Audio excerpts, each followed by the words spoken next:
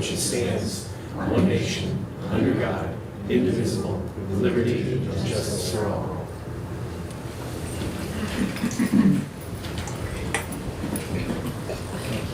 Please, could you do the roll call, please? Al, Teresa, Present. Michelle, Kate, Here. Gladys, Here. Mary, Lauren, Juanita, Here. Richard, Julie, Here. and I'm here. Thank you, we have a quorum, so we can move ahead with our business. First thing, I'm gonna turn it over to the superintendent. We have a recognition to give out tonight. Thank you, Board Chair Cooper. We have two wonderful recognitions to give out tonight. The first recognition, I'd like to call up Tina Malhotra to the table.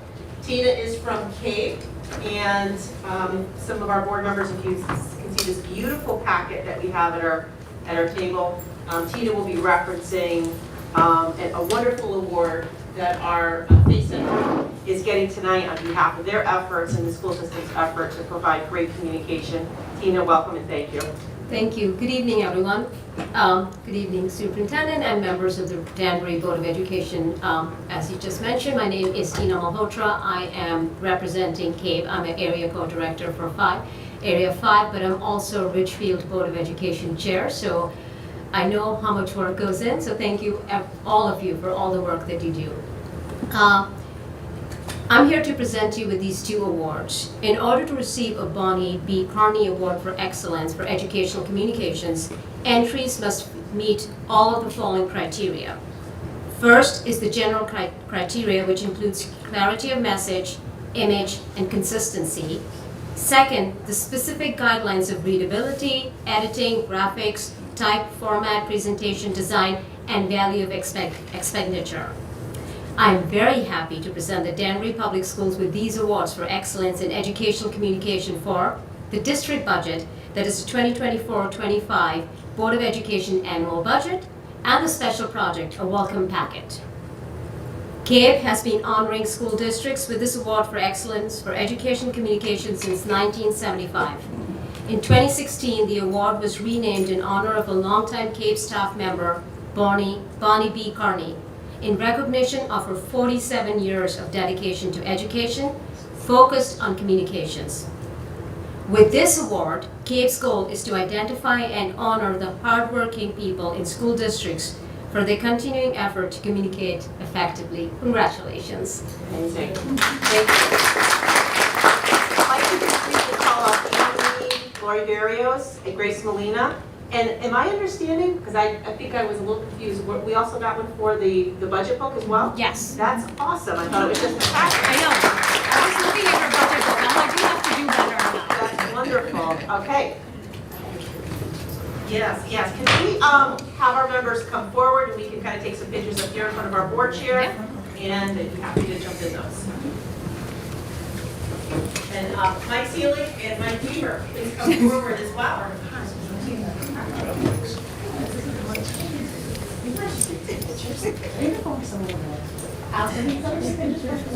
Very much part of this.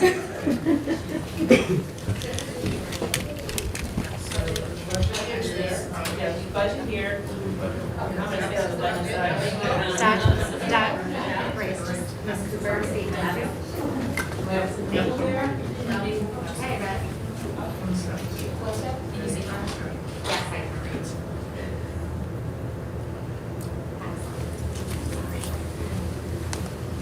Thank you so much. Thank you. Thank you so much. Thank you.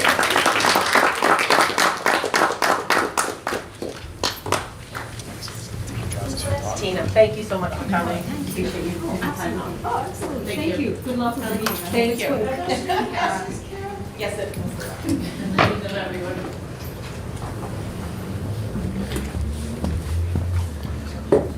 A pleasant surprise to have received two awards, so thank you. All right, so the next recognition is a doozy, I can tell you that. So, and it took us a couple of board meetings to get this scheduled. We have, and I think I've spoken many times in our board meetings, an absolute phenomenal X-Robotics team at Danbury High School. This team has been mopping up wins left and right, but in particular, Team 5150.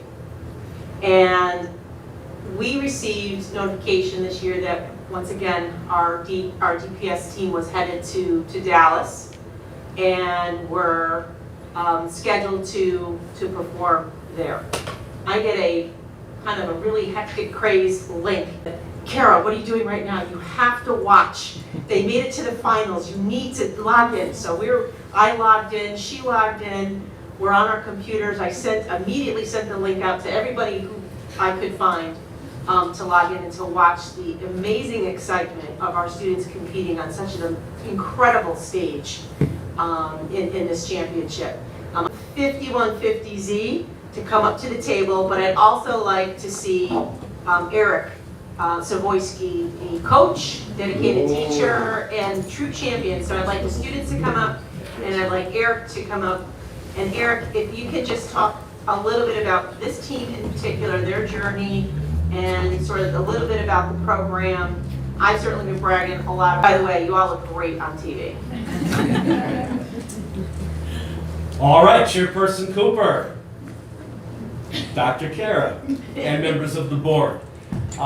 We're still missing Eva. She is en route, but these are 5 out of the 6 members of 5150's senior team, and they are leaving me, but that's okay. They're leaving for really, really good places.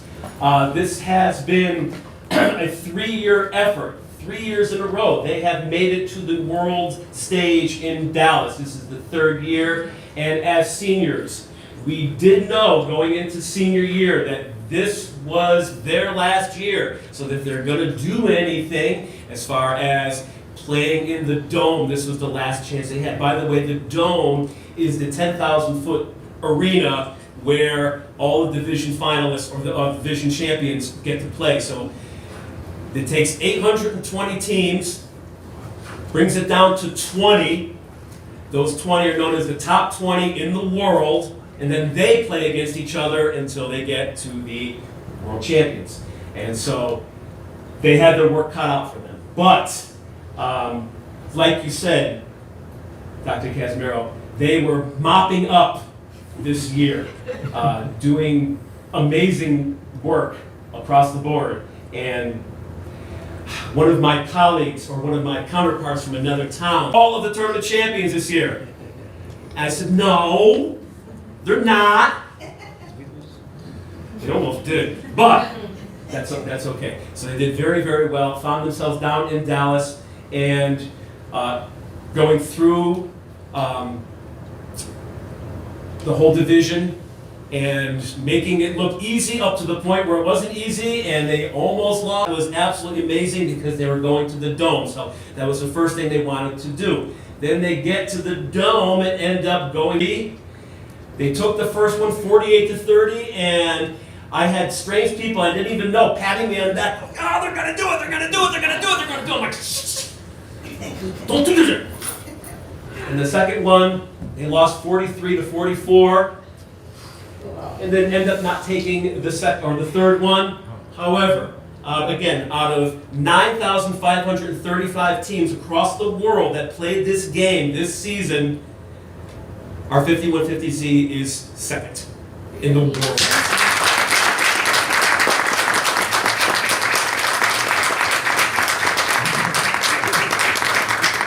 Just quickly want to introduce my team. Jack. Okay, let me go through Jack's stats here. Jack Kambazaka is a senior, obviously. He is ranked 30th out of the class of 765. He is going to Rensselaer Polytechnic Institute, and he's going to study mechanical engineering.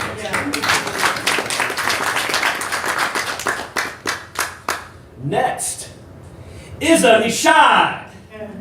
Iza is ranked number 9 out of 765 students. She's going to Cornell this year to study mechanical engineering.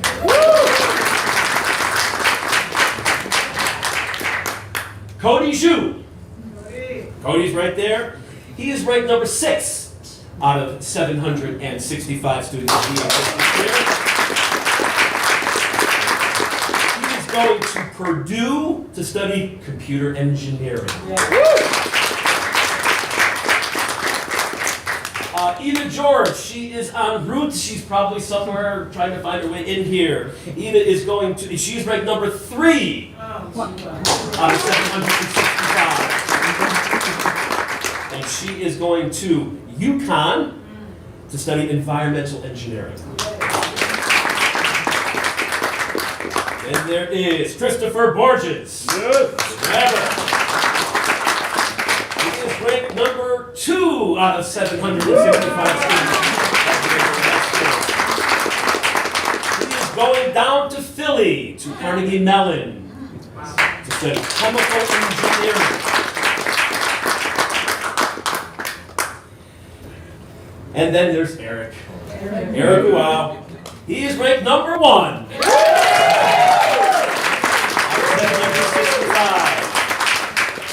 He is going to go to Purdue also to study.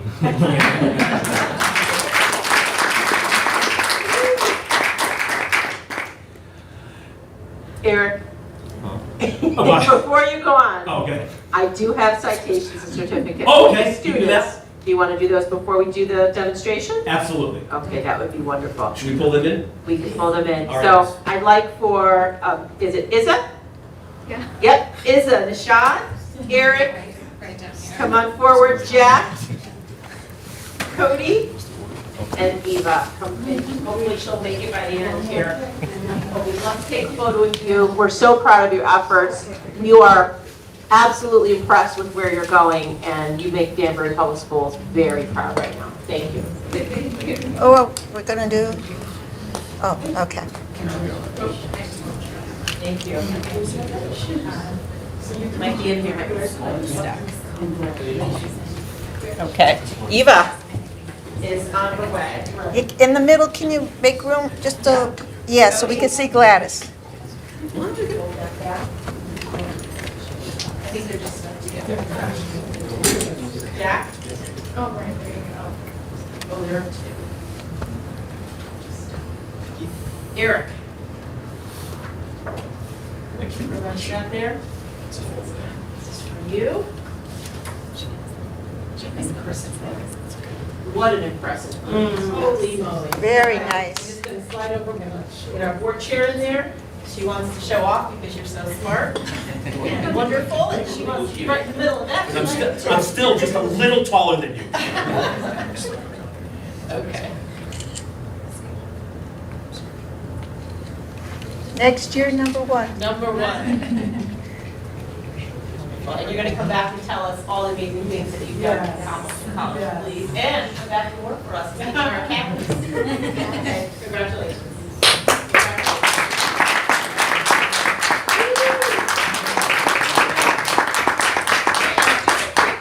Quick demo, because I know you have an agenda. So you can see what all the excitement is all about. I learned a lot by watching some of the competitions. I'm still confused on some of the scoring. I'm not This gonna is a lie. division championship trophy and world finalists.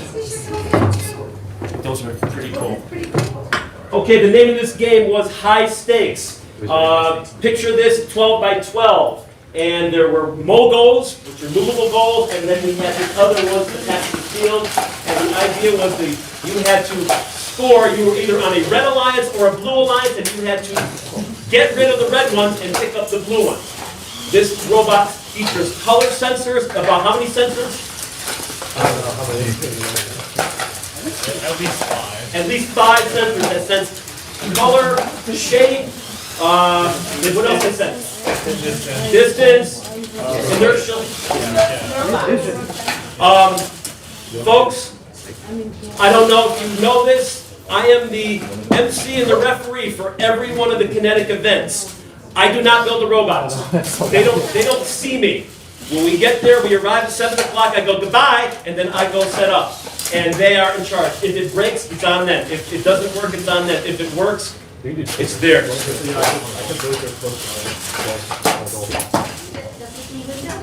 It does not do windows. It does just about everything else. Anytime I walk past Mr. Zavoyski's room, which is I know you stop in, and I love that. You stop in and put me up. tinkering with the robots, tweaking, building, replacing parts. They come down during lunch, they come down on their breaks, they probably sneak out of class a few times to come and finish. No, never. Never. And Never, ever done that. you work 24/7 in your classroom because the kids are always in there because they want to keep building and working and keeping. So I just think it's so incredible. There was even a moment in time where there was like a wheel that we couldn't order in time. And so our engineering kids next door Yep. put the wheel, found the size of the wheel and rebuilt it on our printers. On the printers, On yes. our The printers. 3D printers. The 3D printers, and produced the wheel that they needed in time for a competition. So there's just a lot of really interesting, cool things happening with incredible staff and students that are involved. So I want to thank you for this demonstration, thank you for coming, and again, thank you so much.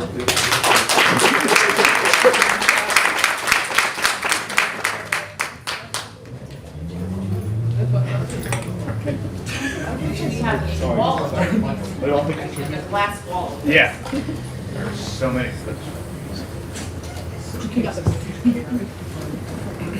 Thank you, parents. Thank you guys for having us. Thank you.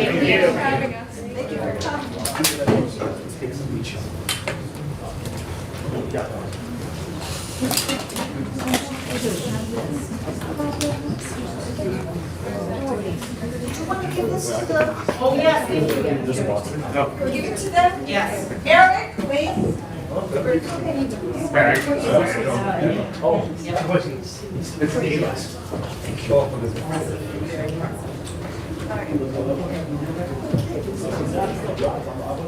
that lost most of our crowd.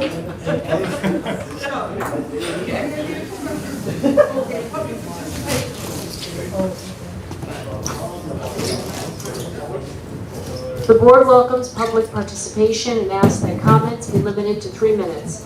The public may offer objective comments of school operations or programs that concern them. The board will not permit any expression of personal complaints or defamatory comments about Board of Education personnel and students, or against any person connected with the school system. Thank you, Louisa.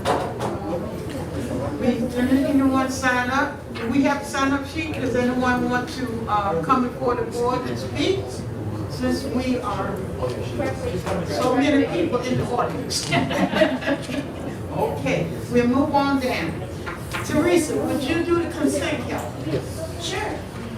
Consent calendar, motion that the Board of Education approve consent calendar exhibits 25-104 and 25-106 in accordance with minutes. Is that right? 5/21/25 of Finance Committee, 25-104. 5/28/25 regular board meeting, 25-105, and 6/2/25 policy committee, 25-106. Sharice made the motion. Could I hear a second? Seconded by Juanita. Any question concerning the consent calendar? Seeing none, all in favor, could I hear aye? Aye. Opposed? Ayes have it. Move on down the agenda. We don't have anyone from our educational staff that want to come before us. No students, they're getting ready for either graduation tomorrow or they're tired out with all the graduation that they have been. Superintendent report. Okay, thank you. So just to reiterate the summer school dates, these were sent out, but just to make sure that we have them captured in the minutes, if anybody wants to refer back. So our regular summer school starts June 30th and runs through July 17th, Monday through Friday, 8:30 to 12:30. Our ESY summer school will be held at AIS for really working through some of the parking for the staff, and we're talking to STA about running shuttles because of the parking situation there, so we're working through that. But it's one of our few available buildings with air conditioning, so we're going to keep it there. We just have to do some moderation to our plans. That will run June 30th through July 31st, Monday through Thursday, 8 to 1. DHS Credit Recovery Program will run June 30th to July 24th. And also this year, we have the city that is going to be utilizing our buildings in the summer. So our city summer programs will be at King Street Primary, Broadview Middle School, and Rogers Park. And will run Monday through Friday, July 7th through August 8th from 8:30 to 4 p.m. Okay? Quite a lineup for the summer.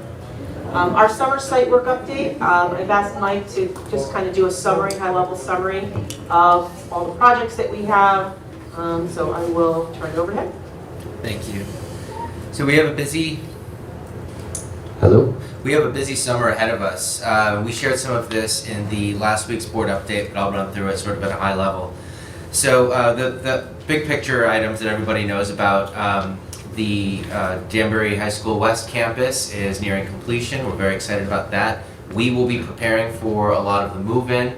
It's not only moving people from the high school, moving teachers over there, but it's also going to be internal moves within the DHS main campus, because we'll be reorganizing the main school now for to fit into the academies. So as teachers leave there and go over to West, we'll be reorganizing internally within the DHS main campus.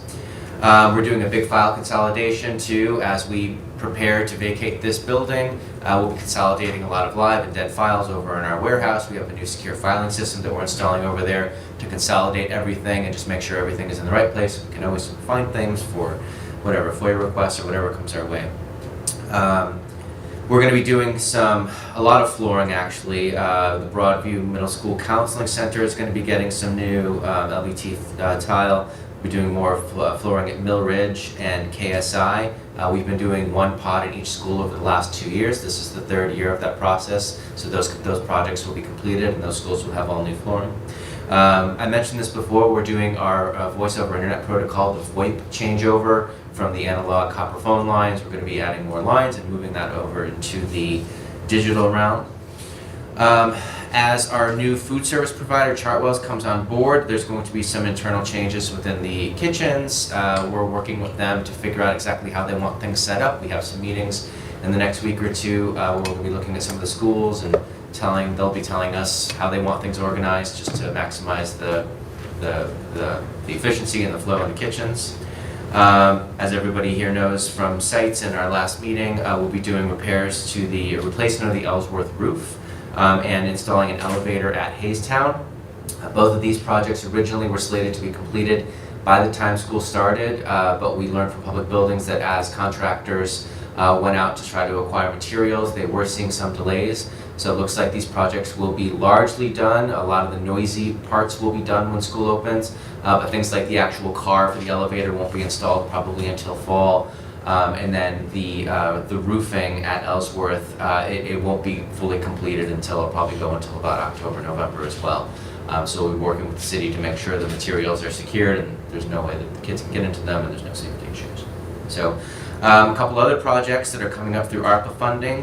These were both mentioned in one of our early sites meetings when we were at the high school. There's going to be some new stadium lights put on the football stadium at Danbury High School.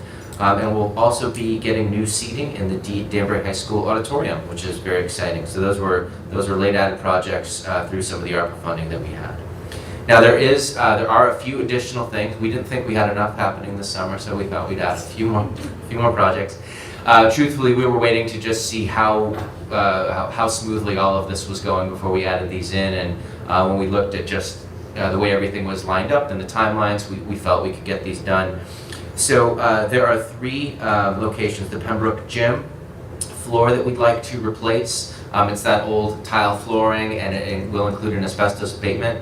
So we're going to replace it with that rubber flooring. It's a lot safer. It's fewer sprained ankles and skinned knees and all that kind of stuff.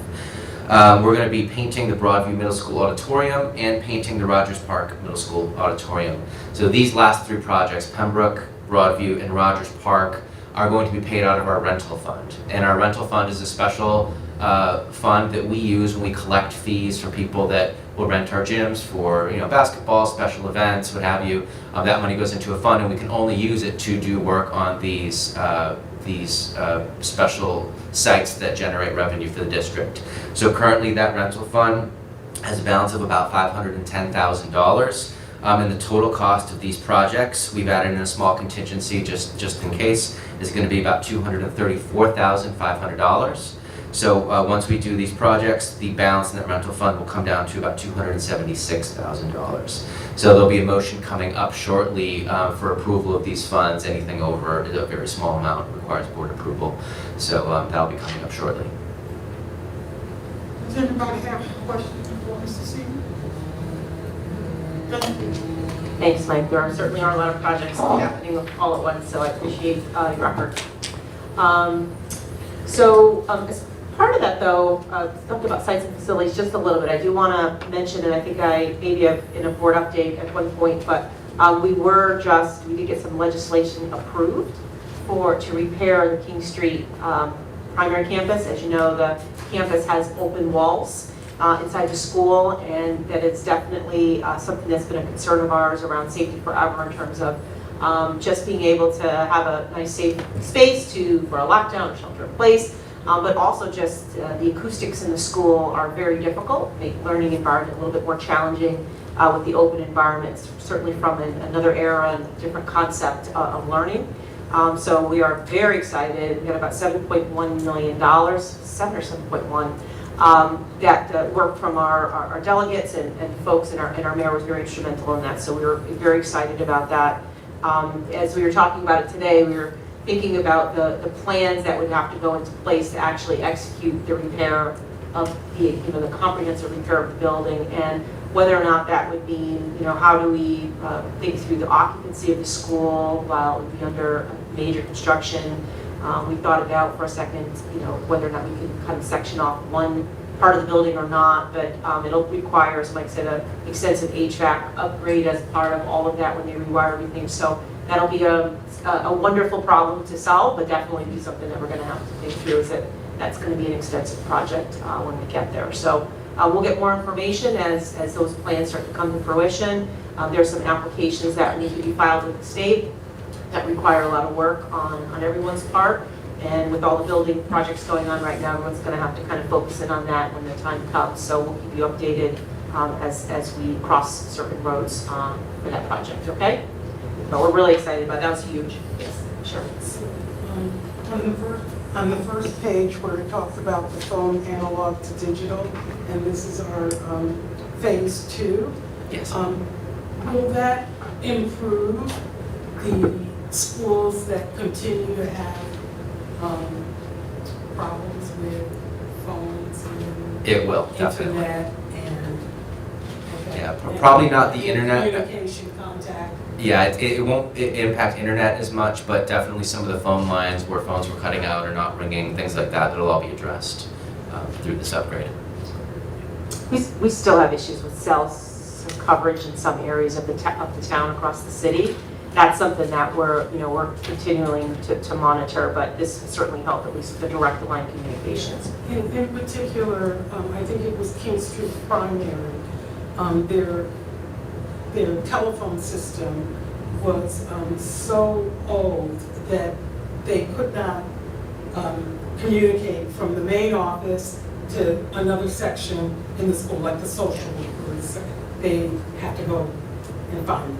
Will that be improved with this changeover? Yes, those are exactly the types of problems we're looking to resolve. Yeah, thank you. Teresa, is this fiber optic? Yes. I know the difference, but. It's a good question.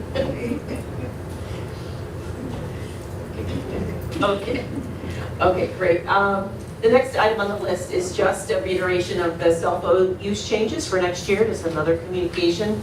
K-8, no cell phones. Students can transport them to and from school, but they must be away, out of sight, in a backpack or locker. And at the high school level, we will permit them during lunch only under adult supervision.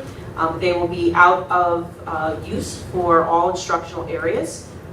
Media center, study halls, PE, you name it, and we'll be working with the staff to kind of go over the rules and expectations with that, as well as the students in the fall.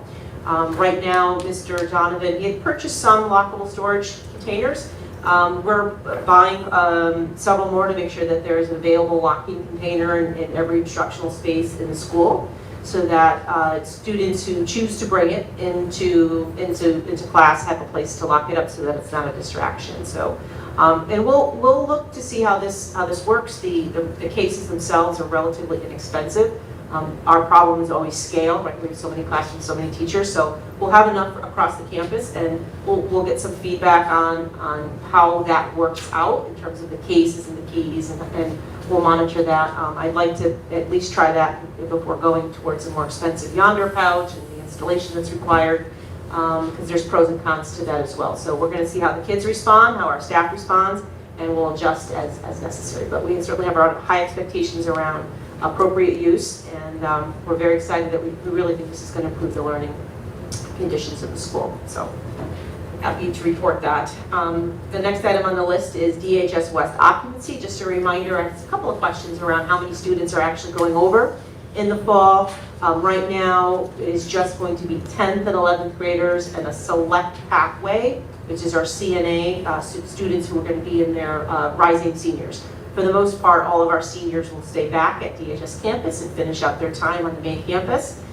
Except for CNA, they'll complete their program because the new CNA program is going to travel over to that particular campus. So we will be a little more than half full. So it'll be about 800 to 850 depending on the final numbers, moving over the summer between the campuses, necessitating about 19 more buses that we'll be bringing on to our tiers, and an additional 4 or 5 mini buses as well. So I just wanted to clarify, we've had some questions on that. I'll be issuing a little bit of a memo so that Antonio, the mayor, folks at the City Hall also know the parameters of how many students will be there, because they need that information for our state partners who will be oversee the construction. So we'll let them know about that. Just wanted to. It's okay. So just to be clear, Dr. Kesmer, when we go 26, 27, we're looking at potentially adding some more buses. That is correct. Okay. Yes, maybe. No, it depends. You know, when we, right now, our STA partners are working feverishly to continue to program the runs, right? And those change, our runs change right up until the last minute before school starts. It's very volatile, because we publish very close to when school starts to give parents a sense of when the pickup times are. Now, because this is new, we're going to be traversing the city and you know, hopefully economizing the runs as we go, as we learn what works and what doesn't work. So we might fluctuate a bus or two, you know, maybe three. I doubt 3, but we might fluctuate some of our transportation. And the patterns of the runs, and of course who comes over as 12th graders and then who comes in as 10th graders, is going to require an annual analysis of those addresses and buses. So it's definitely going to be a complex process every year, but we'll know a little bit more after we get through this year and we get the names of the students coming in for next year, where those buses need to go across the city, how we can keep the runs under an hour, that's the guidepost, and make sure that our students get here safely and that none of the buses are too overcrowded or not or underutilized. Sorry. I noticed in Nashville, they had city buses that helped accommodate their students. Are we going to be working with our city buses with any runs to help students who want to go someplace else besides that? I would love to have our HART transportation run students to internships or other possible opportunities. We have talked about that. We're not quite there yet, but it's a fantastic idea, one that we have seen other places. Basically, we give students a bus pass and they're able to get around. And it's just really a matter of making it happen, but I think it's very doable. And then the last thing on the list, 2 more things on the list. So I'm very happy to announce that we have some new administrative hires. So for the 25-26 school year, we are proud to announce that Mr. Michael Flynn will be the permanent principal over at Westside Academy. Michael was the current interim principal. If you remember, he was our former vice principal, who slid into the role. He's done an outstanding job leading the school through a very challenging transition, and we have full confidence in his ability to guide the school and enhance the current programming. So we're very excited there. At Broadview Middle School, as you know, Mr. David Kimball is leaving, and we have selected, through many panels and conversations, Mr. Andrew Lambo as the next principal to lead Broadview Middle School. Mr. Lambo is currently serving as an assistant principal at Danbury High School. He is the director of the Art, Engineering, and Design Academy. He's done some wonderful work helping to develop our pathways and leading our PLCs. He's been participating in the last couple of years in many district initiatives and very instrumental in leading transformational conversations, kind of really pushing Danbury to the next level. So we're very excited about that. And the last appointment that we have is a sweet coming home. Mrs. Jenny Lopez, who is currently the principal at Reach and Endeavor, will return to Stanley Rock as the elementary assistant principal for the 25-26 school year. Jenny has been with us for just a few short years, but she's made an impact on many people, and she was a natural fit to slide back into that position when it became available in the budget. So we're very excited about all three candidates, and actually now principal, assistant principal, and we look forward to getting the school year underway under the leadership of these three new folks. Our chief of schools interview is on the 16th, and we're hoping to run the associate superintendent interviews on the 20th, so more information will be coming out about that panel and potentially your participation. So.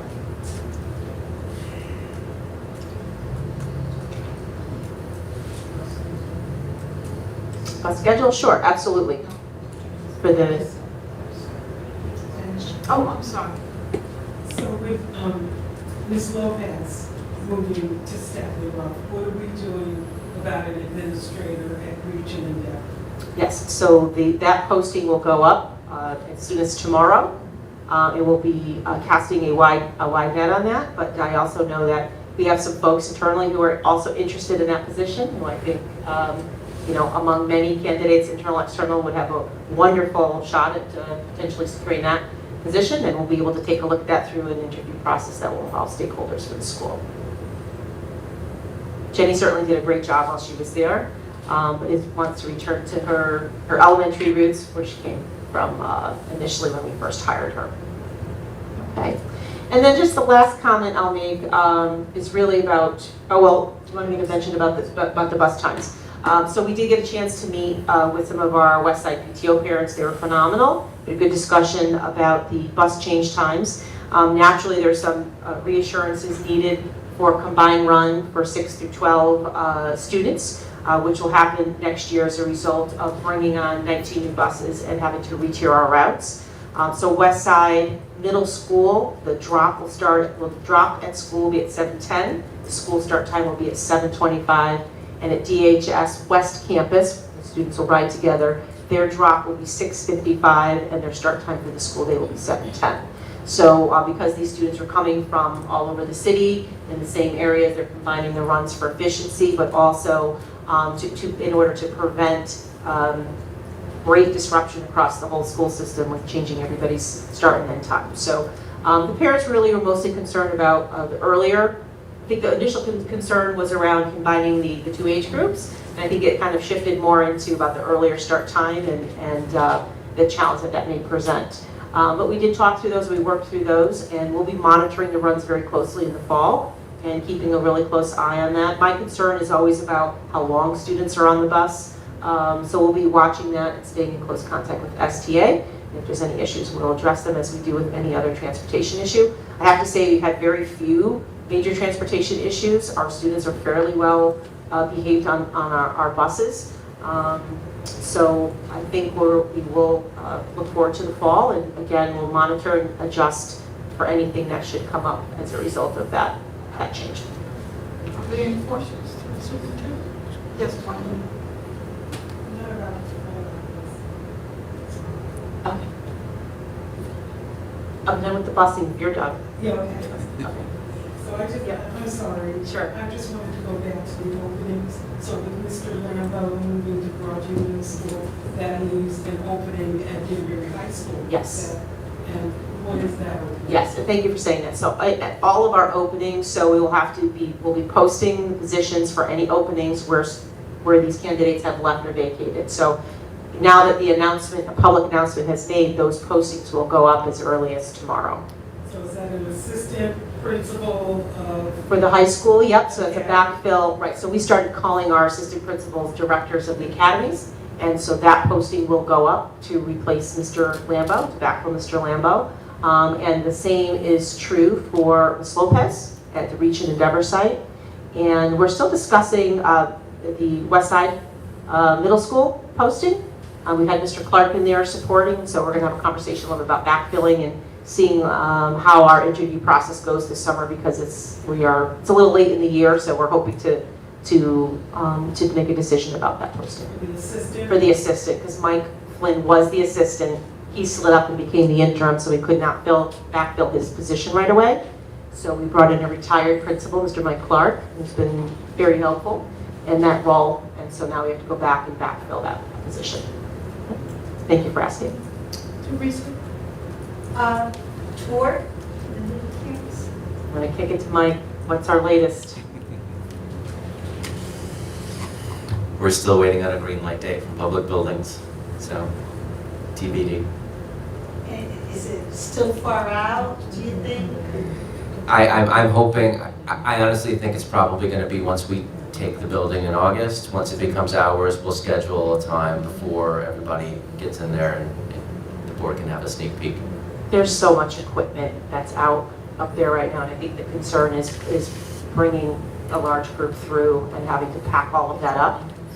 There's OSHA, kind of, potential conflict, so, yeah, maybe if I can get it. I'm just anxious. I'm right with you, I'm right with you. So we'll hopefully we'll get a group in soon, but they are working feverishly to get a lot of that done, so. Okay, and the last thing I just want to mention a little bit about the middle school promotions.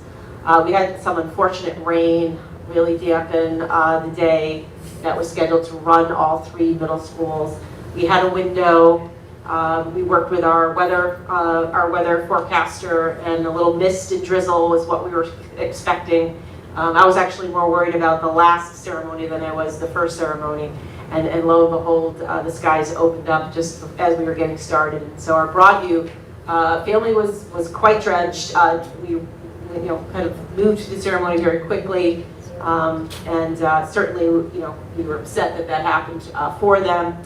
We canceled the remaining 2 ceremonies, Rogers Park and West Side, and rescheduled those. But as you can imagine, rescheduling is extraordinarily complicated this time of year. One of the reasons that they moved to an outdoor ceremony is because we could accommodate our very large families that come for our very large middle schools. But we do not really have an adequate place to properly hold a full ceremony at scale to be able to invite all of the families. So it's something that we started to talk about. We moved, we used to, when I was teaching, and I was actually having a reflective conversation with a few folks, when I was teaching and I was an 8th grade teacher, we held individual ceremonies at the school. It was a much smaller, more intimate setting. Some folks graduated by teams, some of the smaller schools, smaller class were able to graduate the entire class. But we did reschedule, so Rogers Park is running multiple ceremonies across their 8th grade teams, and they'll be doing that tomorrow. And then West Side Academy, who's the smaller of the 3 schools, will have theirs still at the stadium. We had a 1 o'clock slot that was open. And should there be rain, that school is small enough to pivot inside to the auditorium with a max of 3 parents. So we're hoping no more rain. Naturally, we've had some parents who were upset with the disruption and taking days off from work. So certainly we're sorry about that, but Mother Nature was not working with us. In fact, when I called the weatherman literally from the DHS turf, and he says, you were everywhere else, it's misting and drizzling. He goes, but I gotta tell you, I'm zooming in on Danbury High School. There's a cloud sitting right over you right now, letting loose. I said, yeah, I know, I'm under it. So it's just our luck. But it was something. Kelly had her son graduate, was promoted in 8th grade, and they trudged through the ceremony in the rain. So we were not the only ones. This is kind of happening kind of area-wide. I will mention, I'll embarrass Kelly. Kelly's son was the recipient of the presidential award. So she got to go to a good ceremony and see that happen. We are going to offer to replace the certificates for our presidential scholars, and also the promotion certificates. We're going to reprint those, so anybody who got their certificate wet and got a little drippy, we've offered to reprint those, and so the team at Broadview is working on that now. So I just wanted to provide that update. They use the Westcon gym So the O'Neill Center? or the Performing Arts Center, I mean, are sizes? Yeah, so we have, the O'Neill Center has come up from time to time. There's no air conditioning in the O'Neill Center, but also the expense of renting the O'Neill Center is quite high. And when we set the end of the year graduation dates, we really don't know that until late March, sometimes even early April with the weather. So it's very hard to nail those venues down over multiple days. So that's kind of how our ceremonies evolved to where they're at. I can't remember in, 15 years, Kelly, if you remember a time when it rained, maybe once and we were able to use the rain date, but never in my time here have we had two dates, including the rain date, be problematic. So it was just the luck of the draw this week. So should not take away from the wonderful ceremonies and promotions and all the accomplishments that are of our students. So I just wanted to put that out there. And that's it. Move on down the agenda. Do we have any standing committees that want to give a report now? None? So we're all clear with our standing committee. I'm sort of concerned about our finance because we have a finance meeting, I think on the 18th. Next Wednesday. Next Wednesday? Yes. Mike, do you have anything that's a little bit different? I know Mrs. Janella sent out an agenda, and we are abiding by that agenda. We're going to keep it at 5 items. I hope they don't get to be 10 items. So, do you have anything new? Yeah, at 6 o'clock on the 18th, there will be a Finance Committee meeting. The agenda that went out has 2 items listed on it. One of the most important is the review of the May financials. That's the first and foremost, and the second is the committee and the board will have to adopt the fiscal year 2026 budget. I think that's more just a formality, but that will be addressed in the Finance Committee as well. I think I personally will not be there, but Angela will be in my place in my stead. She's also going to give a very brief outline of where we stand on the 24 fiscal year audit. Thank you. So we were notified. I had a meeting with the commissioner every third Friday. Superintendents meet with the commissioner to get updates. From what we understand, it's always a little bit of a dance and kind of finalizing the last minute budget decisions as we head into the school year. We were told that Title I allocations, Title IV, and some of our major grant allocations will be coming out the week of the 16th, so that we'll get an indication of how those numbers have changed, if at all. So it helps us with programming, and that is wonderful news because I don't think we've ever gotten that information this early before. Certainly Alliance, we're well aware of our ECS increase of 9.1, so we know that that's a fixed number that we have to work with. And then just finalization of our end of year, how we've done with spending and how much we've used on subs and how we're going to plan for next year. And then the finalization of our busing runs and contract. So everything kind of comes together late, but also to me this year, I think more than ever, I have a stronger sense and accurate picture of how all of those things build into our budget with more detail, more finite details, so that we have stronger planning for as we head into the school year. So we'll be sharing that out towards the end of June on where we landed, and I think, as Mike said in the last meeting, we have to finalize that final number allocation for our budget to open the year in our general fund for next year. We'll do that at the last meeting. Ready for the action item? Julie, would you do action item 8?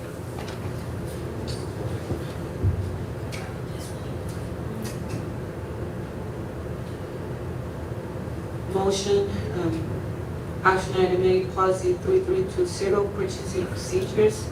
Motion that the Board of Education accept for the first reading policy 3320, purchasing procedures as recommended by the policy committee and in accordance with 25-107. Motion made by Julie.